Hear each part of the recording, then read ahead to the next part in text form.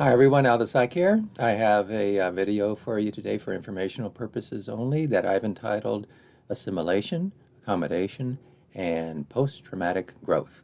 And information is taken from Very Well Mind and a book called What Doesn't Kill Us by Stephen Joseph, 2011. Of course, I'll add my own take as well. Okay, now you've probably heard about Piaget and, using the terms assimilation and accommodation in terms of, children and learning. Now, the definition of assimilation, according to Very Well Mind, is as follows. I'll read this. Assimilation is the cognitive process of making new information fit in with your existing understanding of the world. So essentially, when you encounter something new, you process and make sense of it by relating it to things that you already know. Now, the definition of accommodation, according to Very Well Mind, is as follows. Initially proposed by Jean Piaget, the term accommodation refers to the part of the adaptation process. Okay? The process of accommodation involves altering one's existing schemas or ideas as a result of new information or new experiences. New schemas may also be developed during this process. So now in accommodation, you're altering your existing schema. Okay, that's important. So how does this apply to trauma? And no, I'm not talking necessarily about trauma that's reached the level of PTSD. Okay. So individuals that try to assimilate new information, a traumatic event in this case, may have difficulty fitting the understanding of the event into their cognitive schema. Okay, so what does this mean? Well, I may have a cognitive belief that I must be the best at what I do, whatever that may be. Well, what happens when I'm not the best, whether it be in sports or academics or work or, having the best psychology YouTube channel, etc. And what happens if I am not the best on a repeated basis?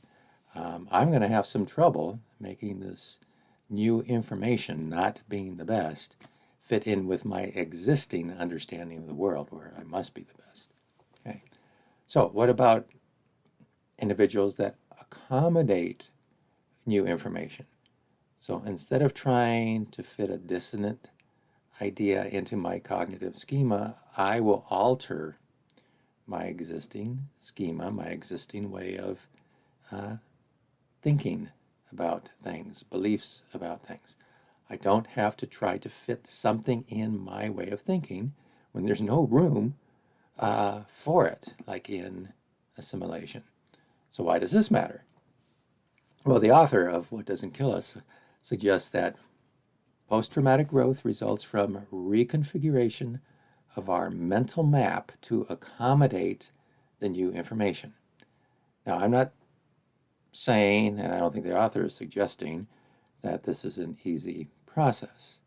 Accepting that I may have to drop some of my beliefs can be difficult.